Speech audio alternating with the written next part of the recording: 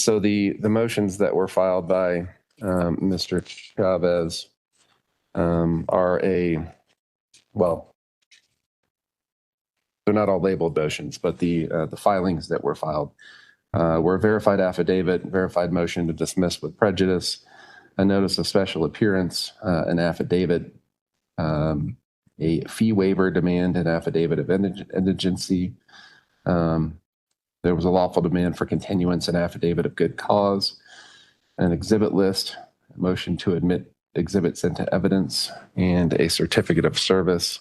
There was also a general memorandum of law that was filed.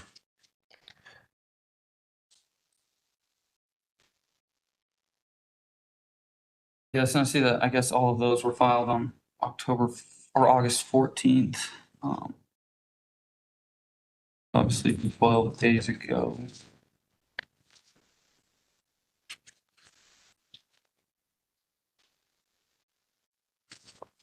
I guess I would just ask the defense to clarify what they're wanting to locate here today specifically. Sure.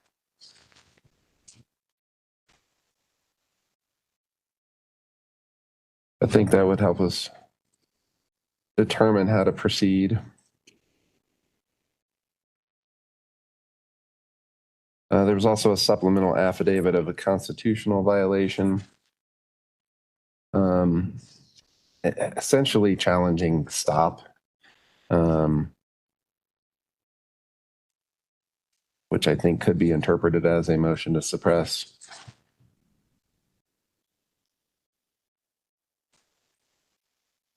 Okay. All right. So several motions have been filed. Again, we do need to determine how to proceed today. Mr. Chavez, I did also see a motion to continue in these filings, but the way I interpreted that motion to continue was that you were requesting that the court accept your motions because they were filed outside the 14-day deadline. It was, no, if I may. Yes, you may. It was to cure. I'm in the process of moving and a lot of personal things. I was trying to meet your the required timeline that you gave me, in good faith. That was why I requested that. And again, that was more or less the reason why I requested a continuance, just to make sure that everything was filed. You had enough time to view the material. All right. Well, I think I interpreted it correctly then. I would. The motions were obviously accepted by the court. Usually the remedy if a party files motions late, especially when we're in the pretrial process, a trial has not been scheduled in this matter yet. So from a procedural standpoint, the remedy would be if for some reason, if the prosecution needed more time to respond to those motions, the remedy would be continuing the motions hearing to allow more time for a response from the other side. So that's really with respect to the late filing of the motions are certainly accepted. But that's why I asked today whether the prosecution was prepared to go forward to address those motions today. I think if we can, so my understanding, I guess, at the moment is this is essentially a reasonable suspicion, suppression, probable cause suppression, and then a jurisdictional motions hearing? I believe so. The jurisdiction needs to be established before any proceeding any further. That's foundation of law. Hey guys, and welcome to today's video. Today we have a sovereign citizen who has decided to represent himself. And this is one of those rare cases where if we were playing sovereign citizen bingo, everyone would end up with a completely filled out card. I challenge any of you to keep track of just how many sovereign citizen arguments he manages to squeeze into this video. This one's a long one, so let's get started. For the record, I appear, especially, not generally. My presence is under duress, coercion, and threat of arrest if I fail to appear. This is not a voluntary submission to jurisdiction. I reserve all rights. I make no waivers. And I demand the court prove jurisdiction on the record before proceeding any further. You came in here and said the court is the people versus Ryan Chavez. The state and the people are a fictional entity. They cannot be cross-examined. They cannot testify. They cannot take an oath.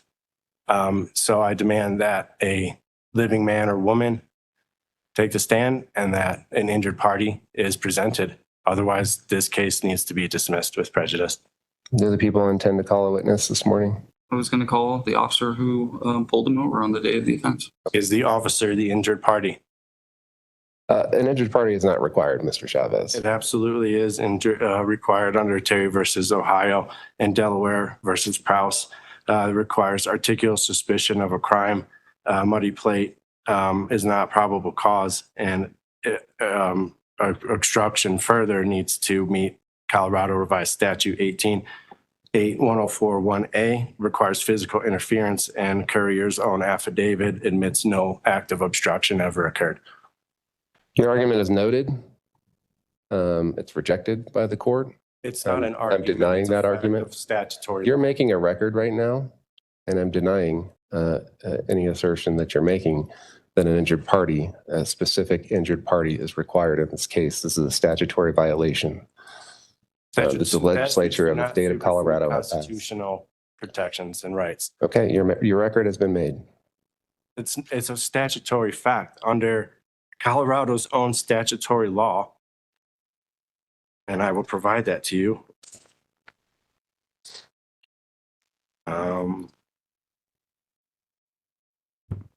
3812-1409. Colorado codifies federal law shall govern and supersede conflicting state provisions. Colorado statutes do not supersede or override constitutional rights, protections, or federal law. Okay. So How does that impact these? So these for the proceedings? record and on the record, you are denying the supremacy clause. What federal law are you invoking here? The supremacy clause. You are bound to stand within the supremacy What clause. I'm asking you, Mr. Chavez, how does that impact these proceedings? Well, until you prove jurisdiction, present an injured party, this case needs to be dismissed with prejudice. That's what we're here to do today. Well, you still need to prove jurisdiction before we proceed any further. You're exercising your right to due process right now by by filing motions and invoking a hearing on those motions. And that's what we're carrying out today. I will hear testimony and argument from the prosecution as well as you, and I will make a ruling on jurisdiction and on the veracity of the stop, whether there was reasonable suspicion and probable cause. Okay. You are exercising your due process right now, whether it's state due process, federal due process. That is the proceeding we're carrying out now. Correct. Okay. So none of your rights are being violated. Not yet. They have already been violated by Courier's stop. Well, that's what we're here. That's what we're here today to determine. Okay. You need to let these proceedings go forward. Well, you need to prove jurisdiction before we can proceed any further. You can't just jump and go to one thing to the next thing. This court has jurisdiction over this proceeding. And what proof are you going to provide me with? We're going to hear testimony so I can determine whether or not I have personal jurisdiction over you based on the officer's testimony. That's not how it works. Yes, it is. No, it's not. Okay, well, okay, we're going to go forward with these proceedings. If you want to appeal after we're done with these proceedings, you are welcome to. Okay? Well, I reserve my rights under Title 42, 1983. They are reserved. 1883, or excuse me, Title 18, 241, 242. Because at this point, you are in direct violation of my rights without proving jurisdiction. What statute is that? I just provided them to you. Those are United States codes, which again are You're citing federal codes. It doesn't, Okay. they supersede state, and you know that. Do you see where you're sitting right now? That's all the evidence you need to know that personal jurisdiction has already been established. As for subject matter jurisdiction, that will be established when the officer testifies about when and where the traffic stop actually took place. And did you speak with Officer Jennifer Cruzy of Blue River Police Department about Mr. Chavez? I did. And what did she have to say about him? Well, when I was back in my vehicle reviewing his history in Summit County for traffic stops, I found that he had been stopped twice prior, in approximately the last year by Officer Cruzy. One time was for speeding. The other time was for obstructed license plate and I believe registration. She told me that he was uncooperative with her as well, refused to provide driver's license, registration, insurance. She ultimately ended up letting him go with warnings both times. She told me that she was, after a lot of talking with him, able to convince him to provide her with she called it a sovereign citizen ID. I don't know what that is necessarily, but she said he provided that. What's the objection? That's prejudicial. You cannot use that term. I demand it be stricken. What term? Sovereign citizen. We are not in front of a jury. There's It's defamation. there's no Without prejudice. proof, you cannot use it against me. I'm not a domestic terrorist. I'm not striking that. Your objection's overruled. Okay, let There's the nothing. record show that this court is refusing to abide by federal law. It is condemned by federal law. You may begin your cross-examination. I invoke the hostile witness. Excuse me? I invoke hostile witness. They need to ask her leading questions. You're allowed to ask your leading questions on cross. Would you consider yourself an expert? Yes, I've been sworn in as an expert in traffic. Okay, and in your own affidavit, you admitted, and even to me, that during the stop that you don't know every Colorado revised statute. Is that correct? Yes, Okay, so it's safe to say that you're not an expert. depends on your definition of an expert. Well, you just said you were an expert, but you just also in your sworn affidavit said you don't know every Colorado statute. Correct. I don't need to know every single statute, but if your definition of an expert is to know every statute, then no, I would not be. So Well, the definition of an expert is that you are profound in whatever your profession is. You are a deputy. You just claim to be an expert. However, in your sworn affidavit, you said you don't know every Colorado statute. That pretty backwards, is it not? again, depends on your definition of an It's expert. not my definition. It's the standard definition of an expert. You just said you were an expert. In your sworn affidavit, you said you don't know every Colorado statute. That would go against being an expert, which again would probably lead into that you're training people who don't know that either. Correct? No, And that's your opinion? Or is that a fact? I'm a little confused about the question. Opinion or fact to what? Was it your opinion that you're not an expert and that you don't need to know every Colorado statute, even though you just said you're an expert? Can you rephrase the question so that way I can better understand it? Well, you said you were an expert. You sworn that you don't know every Colorado revised statute. Mhm. You are training people in the ways that you feel are correct. However, you just admitted you don't know every Colorado statute, but you also admitted that you're an expert. Mhm. Would that not be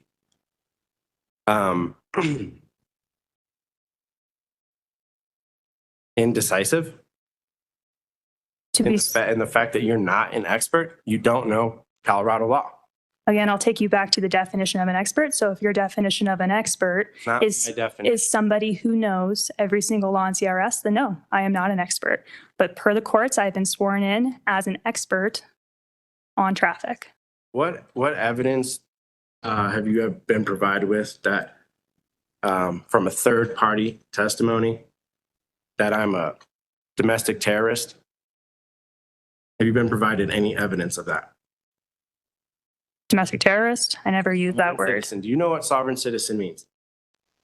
I know the general colloquial term. Do you know what's an oxymoron? What he understands is that federal statutes generally apply to federal matters, and thanks to the 10th Amendment, states retain the authority to govern many of their own affairs. That means state laws apply to state-level cases like the one he's dealing with here. Now, I'm going to play a brief portion of the prosecutor's examination of the officer who conducted the traffic stop, and then we'll jump straight into the defendant's cross-examination, which is absolutely remarkable. I don't understand your question. Do you know what an oxymoron is? No. Okay, I'll break it down as simple as I can for you. Two words that mean two different things. Sovereign means you're independent. Citizen means you are governed by somebody. You cannot use those words together. They are legally irrelevant. Okay? It's also defamation. And that's under Colorado law. Did you know that? No. So have you been provided any evidence that I am a sovereign citizen or a domestic terrorist? Officer Jen Cruzy, who pulled you over for Blue River, advised me that you had provided her with what she called a sovereign citizen ID. I was not there for that. That is what she told me. That's officer to officer communication and information. That is the only information that I have, the only background that I have on you. I don't know you outside of that. And so it's her word that a state issued, Department of State issued passport is what she considers a sovereign citizen document. That is not how she described it, so you'd have to ask her. That's what you just said. You just said that she was presented a sovereign citizen, what she considered a sovereign citizen ID. So doesn't that go against what you just said? No, that's what she told me. And what proof does she have? You'd have to ask her. So again, this is third-party hearsay testimony with no factual evidence, correct? No, this is what Officer Cruzy told me, so you'd have to ask That's her. hearsay. Do you know what hearsay is? It's officer to officer communication and That doesn't information. matter. It's in good faith. It does matter. Objection, Your Honor. Clearly, it's the fellow officer rule, and it's not hearsay for the purposes of this motion's hearing. With the strongest possible emphasis on the remarkable part and not necessarily in a good way. That's your dash cam, correct? I believe so. Okay. So again, for the record, this was, do you want me to leave this with her? Let me make sure I'm looking at the same. You're welcome to leave it up there for You now. need it? I don't think so. So for the record, I just presented, I believe it was Exhibit A. Forgive me. It was. Okay, thank you. Dash cam photo of Deputy Courier's, of my truck from Deputy Courier's cruiser on, I believe it's 614.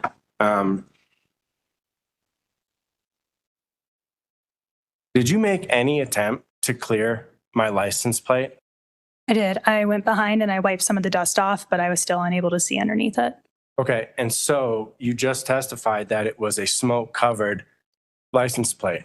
And now you just said that you attempted to wipe dust or mud off of it, correct? Yes. Okay, now in that photo, there's, given the very poor, in my opinion, quality for 2025 when phones have 8K capabilities, why your dash cam doesn't have that type of capability is unbeknownst to me. But clearly, that truck is covered in mud. Are you familiar with the term mud season in this county? Your Honor, I would object to this line of questioning as it's irrelevant. The applicable statute 42-3-202-2B just says that a person shall not operate a motor vehicle with an affixed device or substance that causes all or a portion of the license plate to be unreadable by a system used to automatically identify a motor vehicle. Such a device includes, without limitation, a cover that distorts angular visibility, alters the color of the plate, or is smoked, tinted, scratched, or dirty so as to impair the legibility of the license plate. Whether it's mud, dirt, or dust, it all qualifies under the same statute, so I don't believe that this line of questioning is relevant at all. In that same statute, it does clarify that mud during specific times of the year, just like winter when your car is covered in snow, it just advises that at the quickest time to clear it when possible. Well, Mr. Martinez, you're right. That is the statute that's applicable here. I do think that this questioning is still relevant. So I'm going to allow Mr. Chavez to explore this a little bit more. But once the point's been made, I'll ask him to move on. So that objection's overruled. Go ahead, Mr. Chavez. Thank you. Other than what you testified as my demeanor, Oh, thanks. in any other way did I obstruct you physically from doing your job? Physically? No. Okay. Are you aware that under Colorado Revised Statute 18-8104 and Colorado law requires physical interference, and that even in your own affidavit, you clearly said none of that existed? By not providing me with driver's license registration or insurance, that is interference. Under Colorado law, it's not, because you never articulated a crime. You never articulated probable cause. Is there a question? Make sure that's a question. Did you ever identify probable cause? Yes. And it was signed off on by the DA and the judge. And what crime did I commit? Obstruction and not providing me with a valid driver's license, not providing me with insurance, expired registration, and obstructed license plates. And is the body cam footage here to prove that you ever asked me those questions? I have it on my computer. I'm not sure if Mr. Martinez has it. I could also definitely pull it up on my computer if need be. I've moved to strike that.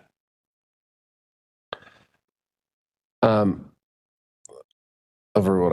I don't need to strike it. I understand that you're objecting to that answer. Did you take an oath when you became a deputy? Yes. What does that oath entail?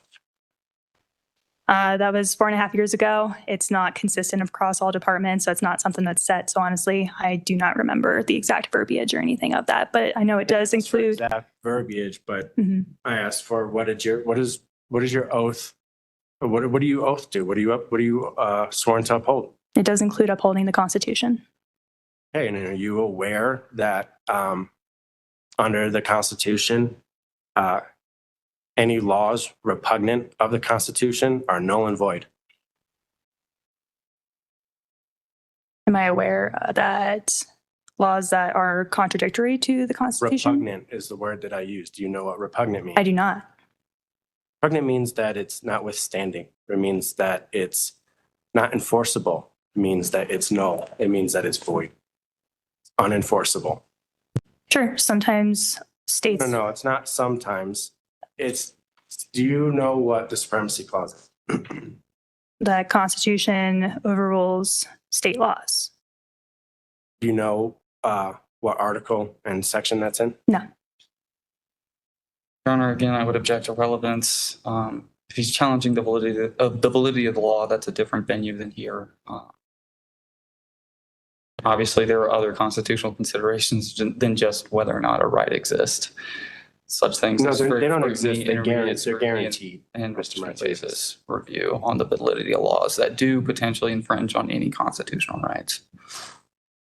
I would agree that the question with respect to Deputy Turrier's testimony, so I will sustain that objection and ask Mr. Chavez to move on. It's certainly something that I can argue in his own arguments, but it's not relevant with respect to Deputy Courier. Okay. Any more questions for Deputy Courier, Mr. Chavez? Yes. Are you aware that using the defamatory label of sovereign citizen without evidence, it is a Brady Giglio violation requiring impeachment, disclosure, and suppression? Objection, Your Honor. This has been asked and answered. The court has addressed this issue, and that if a jury was present, then it would be prejudicial, and that's what the aim of that law is supposed to represent, not for the purposes of this motions hearing today. Further, I would note that she is not the one claiming he's a sovereign citizen. She was only citing a statement from another officer. She put it in a sworn affidavit that was used for a false arrest warrant. And again, Your Honor, quite frankly, the fact that he is or is not a sovereign citizen is not relevant to whether or not there was reasonable suspicion or probable cause for the criminal offenses that occurred on June 14th of 2025. Mr. Chavez, what was the question again? I asked her if she was aware that using a defamatory label in a sworn affidavit without evidence is a Brady Giglio violation requiring impeachment. Okay. Do you think it's asking Deputy Courier to make a legal conclusion on that issue? I don't think this question has been asked, but I think the only question that would be relevant with respect to the mention of the term sovereign citizen would be whether or not she relied upon the use of that term in determining whether there was probable cause for the arrest in these circumstances. And that's about all that's relevant.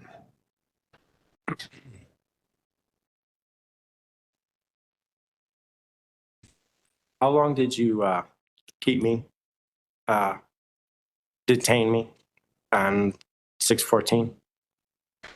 Rough estimate again, I believe approximately 30 minutes.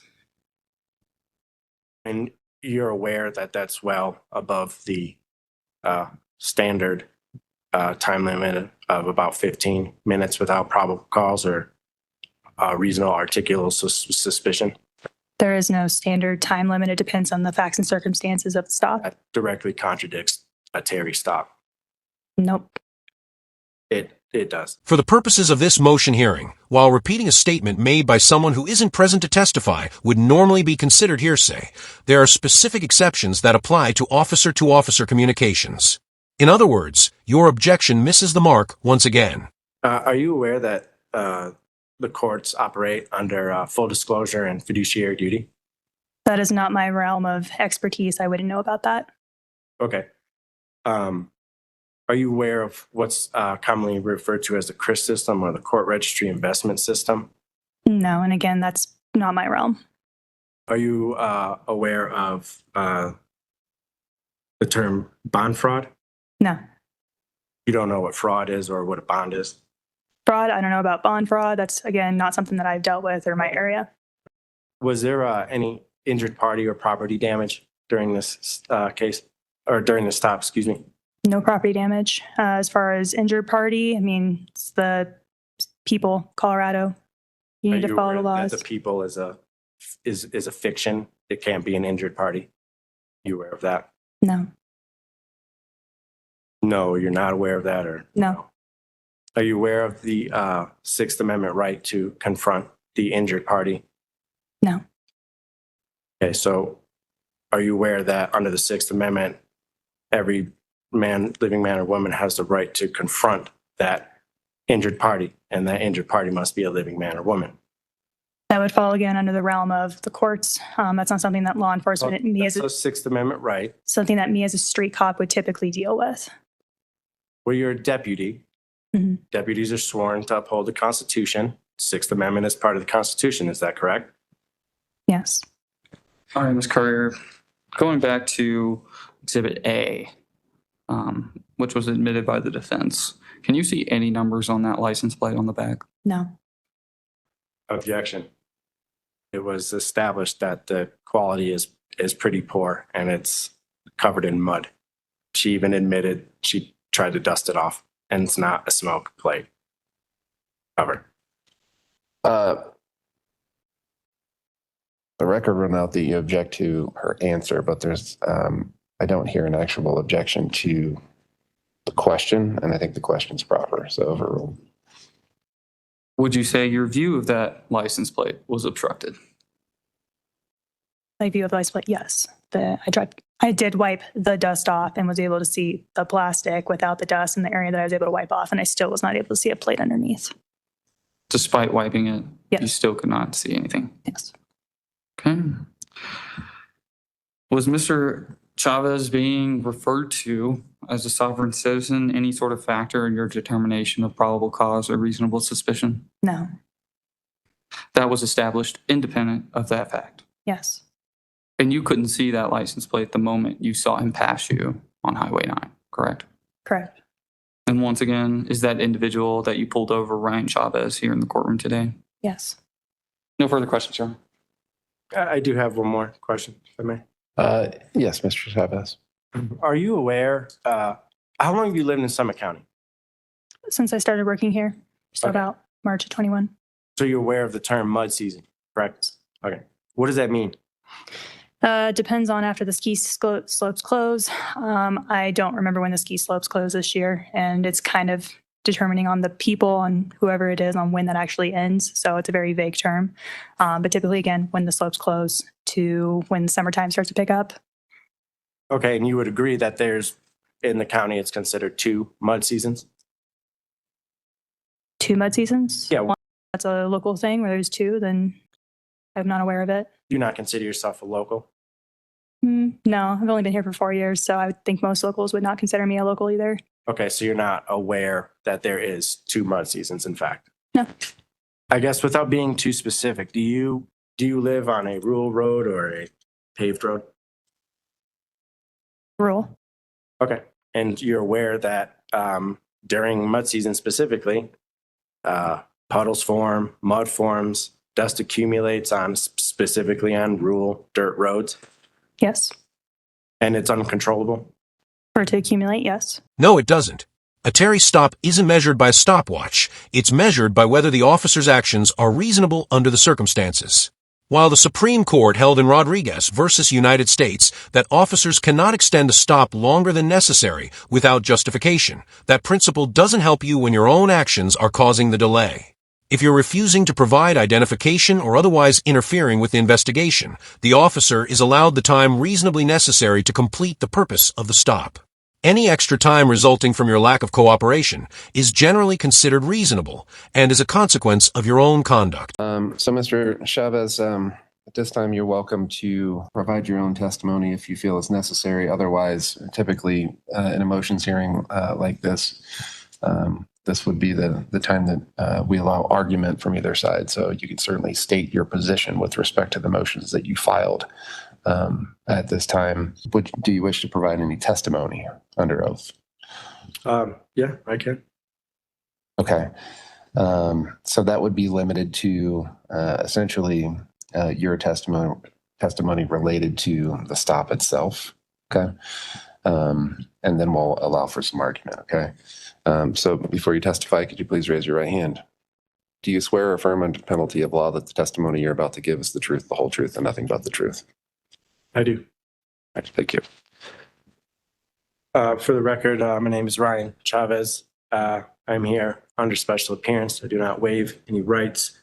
Again, my presence is under duress, coercion, and threat of arrest if I fail to appear. This is not a voluntary submission to jurisdiction. I reserve all rights and make no waivers. And it is well established in law that federal law and the supremacy clause supersede any of the state statutes and laws that conflict with it.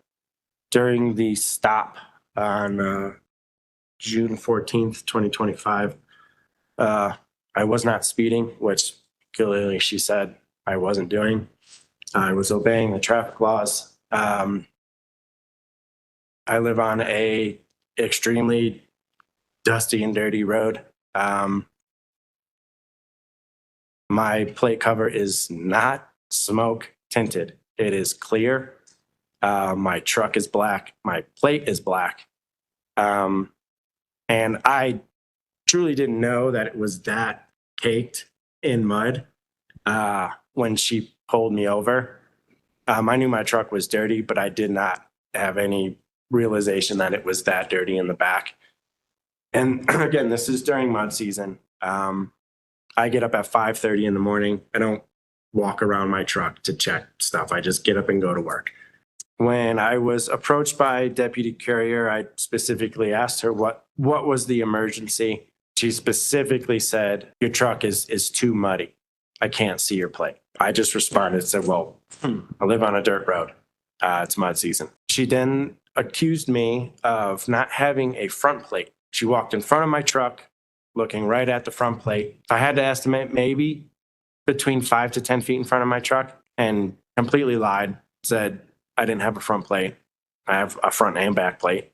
I believe I asked her if I was traveling, if I was traveling in any type of commercial capacity or working in commerce. Did I have for example, did I have an Uber light or a Lyft light? She just proceeded to escalate. I asked for a supervisor. I was denied that outright. Instead of calling a supervisor, she called backup, which proceeded to be 2 more Summit County sheriffs and 4 police officers, 2 from Breck, 2 from Frisco, which both of those are out of their jurisdiction, have no standing being there, and them as deputies supersede any local law enforcement. Clearly, it was a sign of intimidation. But what was within your control was taking a moment to clean off your license plate before taking your land yacht out on the road, especially since you've apparently appointed yourself today's leading expert on mud season conditions. All right, that wraps up his unsuccessful cross-examination.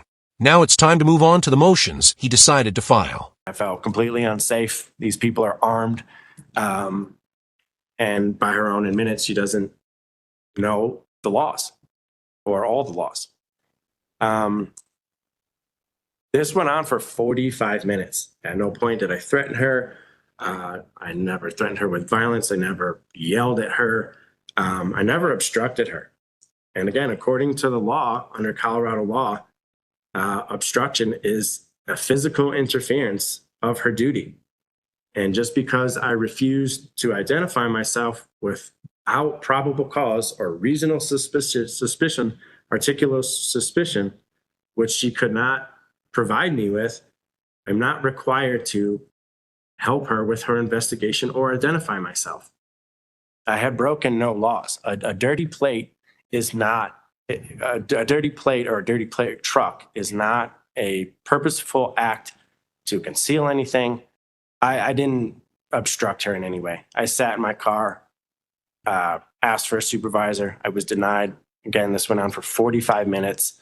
She completely failed to articulate any type of probable cause, reasonable suspicion. And she said she attempted to wipe off my plate, which I didn't see if she did that or not. But I do have front, rear, and inside cameras in my truck. I wasn't operating in a commercial capacity. I have a right to travel, a constitutional right to travel on a private road from point A to point B, cannot be infringed upon. I'm sure that even basic double-digit arithmetic feels overwhelming to you. I fell completely. Ms. Martinez, do you have any questions? Yes. Would you like me to just ask it like that? I think you can. Okay. That's fine. So in your testimony just now, you admitted that your license plate was caked with mud, correct? My whole truck is what I said. Okay. And would that include your license plate? Well, I mean, if it's my whole truck, then yeah, So it would include your license plate. that would be my whole truck. So the answer is yes. Yeah. Okay. And that same statute that you could keep citing, you realize that the word dirty is also used as part of that violation for obstructed license plate, correct? Well, as I said before, it's very specific about the word dirty or mud covered or obstructed, and that includes snow. And you just used the word or, correct? So that means it could be either one. Well, do we get snow in August? But what I'm saying is it could be either one, correct? By using the word or. Well, it could be. The answer yes or no. No, well, no, because what you're doing is So you're it's using not- legalese so to try or- to trick me. So or does not mean one. What are or we the other. speaking? Are we speaking English? Or are we speaking? We're speaking legalese? English. Okay, So does or mean both? Or does it not? clarify. When it says dirty or smoked, does that mean that it could be both? Yes or no? No, because if my plate cover is clear, which it is, Why did you not provide your insurance? well, she ran my plate. All that stuff comes up. So you never gave her your insurance. She didn't ask me to. She did ask you to. That's what she said she did. But you haven't proven that. Where's the body cam footage? Because I don't remember her telling me that. Okay, but you never provided her with your insurance. I don't need to. I don't need to provide Is it a yes or no identification. I don't need to Is it a provide yes or no insurance question? until she can articulate reasonable suspicion. Yes or no, did you provide her insurance? I don't need to. So you did not. I don't need to. So you did not. I do not need to. Did you ever get out of your car during this No. interaction? No. I just testified to that. Okay, so how do you know that she didn't try to wipe the backside of your car? Well, if you were listening, I said that's what she said, but I don't know if she actually did that. But she testified to it, just like she swore an affidavit, which is under the penalty of perjury, just like when she got up there. So if she didn't do it, then she lied, just like she did in her sworn affidavit. Why was your registration expired? I don't travel in commerce. Were you driving on a road that day in Colorado that's paid for by the state of Colorado? I travel in private. It's a right to travel. That's also protected under the Constitution, which you should know. Yes or no, were you traveling on a road paid for by the state of Colorado? What was that? Were you traveling on a highway in the state of Colorado that's What's paid the for by word state? that you just used? Were you traveling on a road Traveling. in Colorado? Traveling. Correct? Objection, Your Honor, non-responsive. I was going to respond. I asked him to clarify. He didn't. Okay. I will ask you to answer the question, Mr. Martinez. Could you restate the question? Were you driving on a road in Colorado? I was traveling. You also have a constitutional right to sit in jail believing that the UCC and commercial licensing laws somehow govern the ordinary operation of a motor vehicle on public roads, even though they do not. But since he's decided to testify on his own behalf, it's now time for an actual attorney to challenge those arguments. Pay close attention to how difficult he's about to be during this exchange, and then imagine what the original traffic stop must have been like. Statutes cannot override the Constitution. Article 6, Clause 2 of the Supremacy Clause makes clear any statute repugnant to the Constitution is void. Jurisdiction requires lawful cause, injured party, and sworn testimony. And very few of those are present. There's no injured party. There's no property damage. Under CRS 18.8.104, a person commits obstruction only if they knowingly obstruct, impair, hinder the enforcement of the penal law or the preservation of the peace by a peace officer acting on the color of his official authority. In Dempsey versus the People, Colorado Supreme Court held that verbal challenges, passive resistance, or refusal to provide identification without a predicated crime do not satisfy the statute. At no point did I hinder her from doing her job. Never left my vehicle, never physically stopped her from doing her job. She was clearly able to identify me from my plates without any type of reasonable articulable suspicion or probable cause. She did threaten me. And this court has still yet to provide a living man or woman of the injured party. The state or the people cannot be the injured party. This is a guarantee by the Sixth Amendment right. Further, Terry versus Ohio and Delaware versus Prowse, the Supreme Court ruled that stops must be based on articulable suspicion or criminal activity. Criminal activity. A dirty plate or hard to see plates absent any criminal conduct doesn't meet this standard. Lindstrom versus Romeo. The 10th Circuit confirmed that verbal criticism or passive conduct is not obstruction. The conduct here was a lawful assertion of my rights.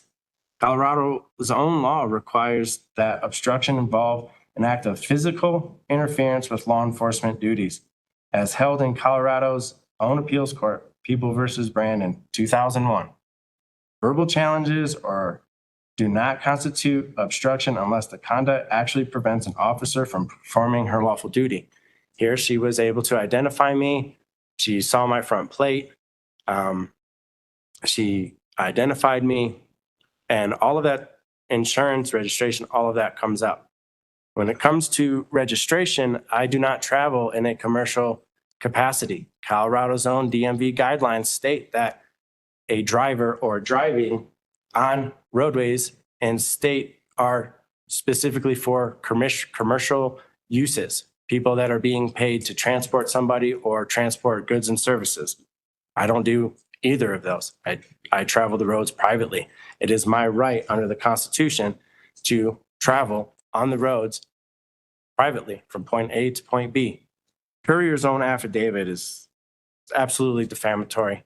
It's absolutely perjury. There is no evidence, no proof that I have ever claimed to be a sovereign citizen.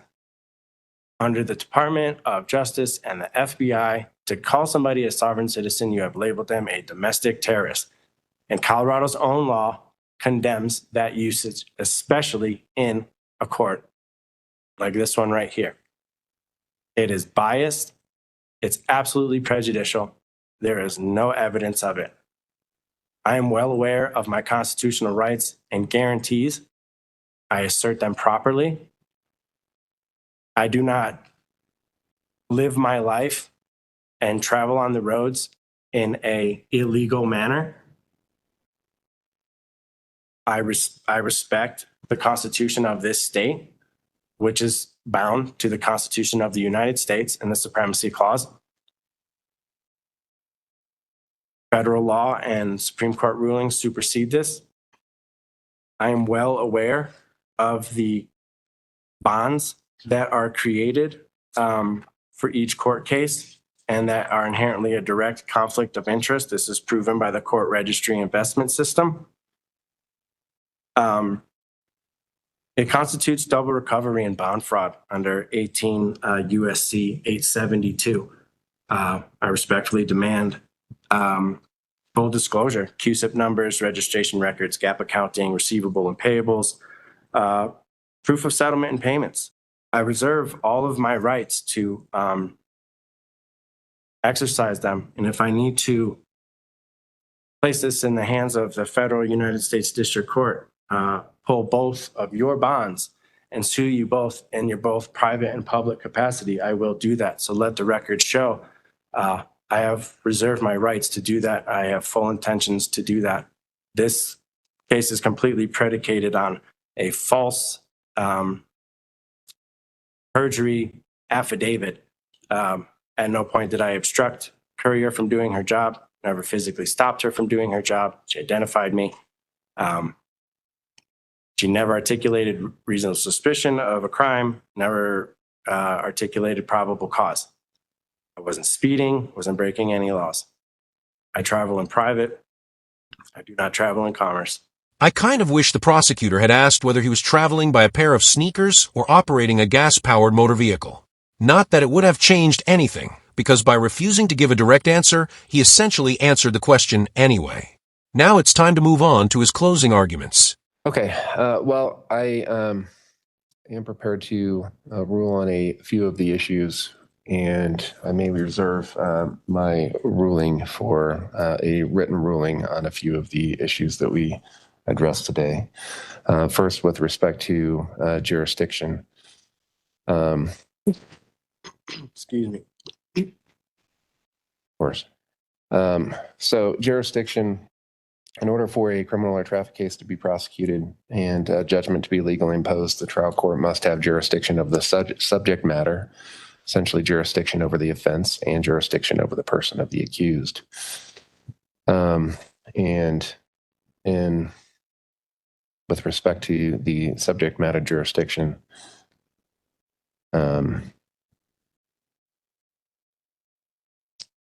CRS 18-1-201 provides that a person is subject to prosecution in the state for an offense which he commits by his own conduct or that of another for which he is legally accountable if the conduct constitutes an offense and is committed either wholly or partly within the state. And the allegations in this case are that Mr. Chavez's actions occurred in Summit County, Colorado. Therefore, by statute, and I understand that Mr. Chavez challenges the Colorado revised statutes or the applicability of those statutes, but they are applicable to this case, and they do confer subject matter jurisdiction under these proceedings.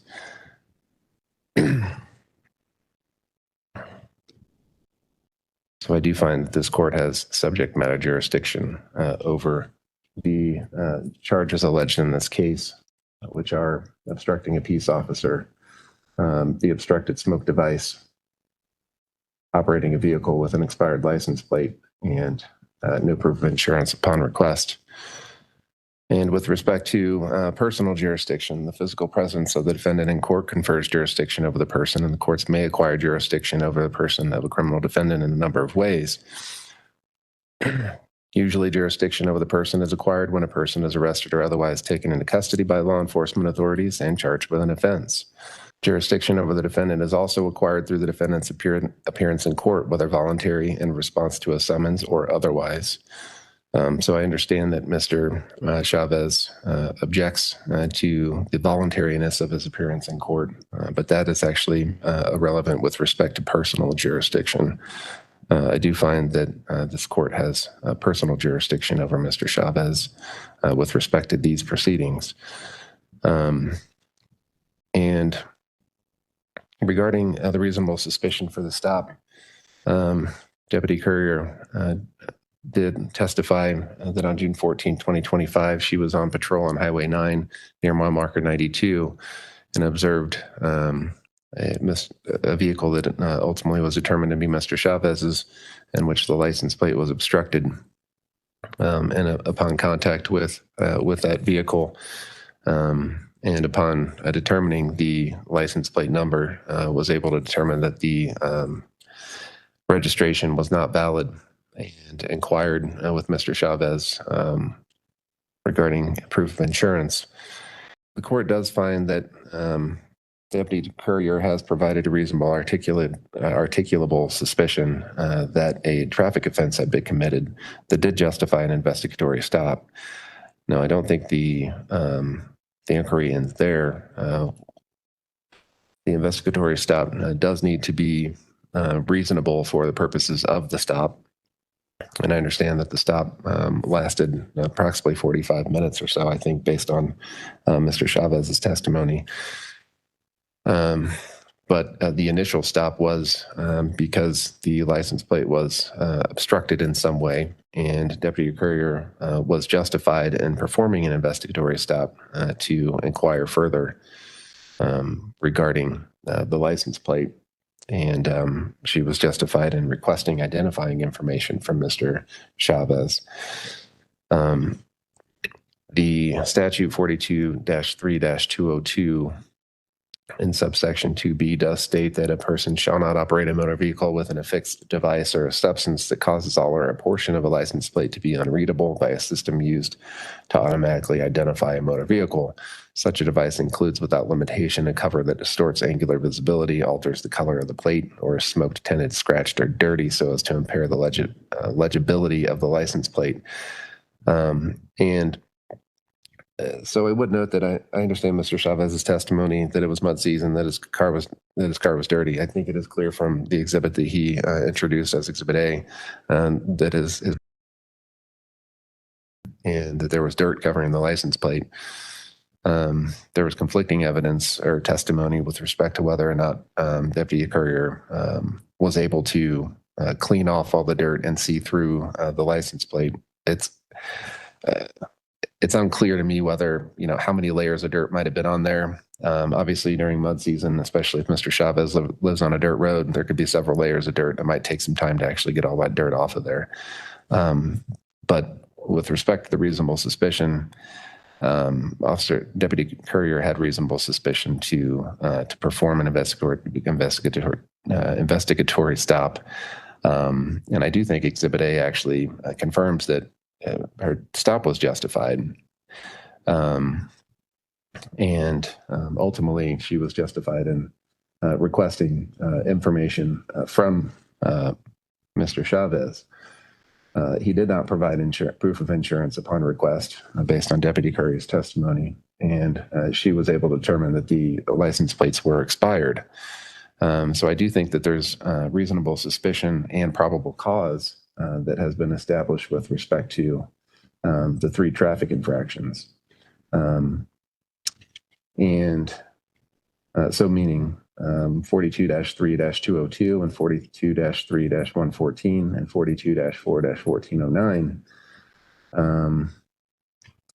The question is whether the remaining question for me, and I think I'm going to take this issue under advisement and issue a written order, is whether or not Mr. Chavez obstructed by failing to provide that information. And clearly, if he failed to provide the proof of insurance, he can be charged with failing to provide proof of insurance.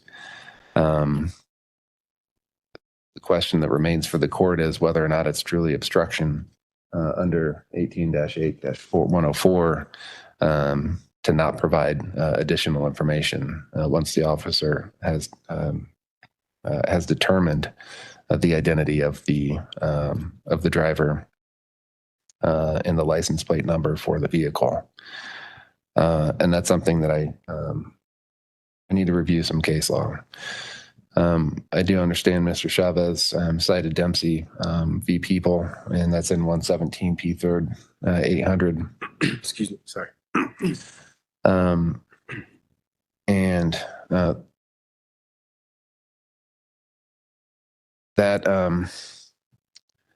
That case states the obstruction statute contains the essential elements that the defendant knowingly obstructed the enforcement of the penal law by an officer acting under color of official authority.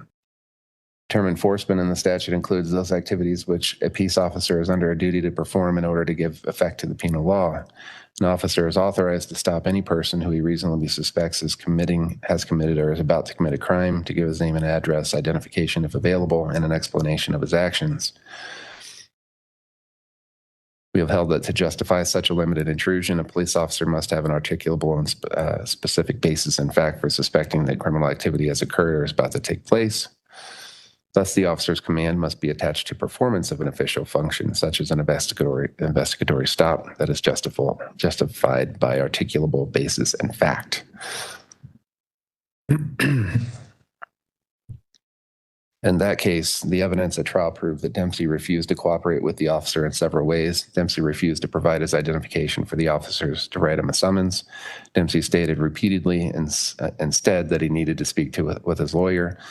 And 3, Dempsey walked away, placing his hands in his pockets. And 4, he struggled with the officers after they had grabbed his arms for their own safety, still refusing to cooperate with their attempts to issue him a summons. That case isn't directly on point. The facts alleged here are somewhat different, and that's why I think I need to engage a little bit further on whether when Mr. Chavez was essentially remained seated in his car and refused to provide that information, whether or not that actually rises to the level of obstruction under that specific statute. So again, I'm going to have to take that issue under advisement. What I'm going to do, Mr. Chavez, is set this case for a status hearing or status conference about 4 weeks out. I will issue my order as soon as I can get it to you, and then we'll determine how to proceed. If you, at that time, after I've made my ruling on that issue, you'll obviously be free to enter a not guilty plea at that time. We can schedule the case for trial if necessary, or we can proceed as you wish. So I'm going to set a status conference so I can get that ruling out. May I make a request, John? Yes, sir. Could I appear virtually? I'm going to be traveling in the next several months. Yeah, and I think we've discussed that previously. I'm okay with the virtual appearance. I appreciate that. I told you he was going to pull out every argument from a sovereign citizen playbook, and he certainly didn't disappoint. But now it's time for the judge to issue a ruling and address each of those arguments one by one. That date work for you, Mr. Chavez? I'm going to be obviously completely honest here. I am starting a new job. It does require a lot of travel, as I just said. All right. So the judge has essentially denied every one of his motions while reserving the option to deny even more of them in writing later on. Now, before we wrap things up, I have one final clip to play for you. That didn't work out for you, Mr. Chavez. I'm going to be completely honest here. I'm starting a new job, and it requires a lot of travel, as I mentioned. Well, let's just say that's an interesting statement coming from someone who spent the entire hearing arguing about licenses, travel, and the legal definitions of operating a vehicle. All right, that's the end of the video.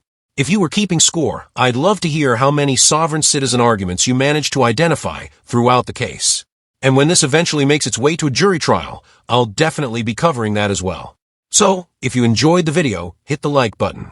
If you didn't, hit the dislike button. But don't forget to leave a comment below and subscribe with notifications turned on so you don't miss any of my future content.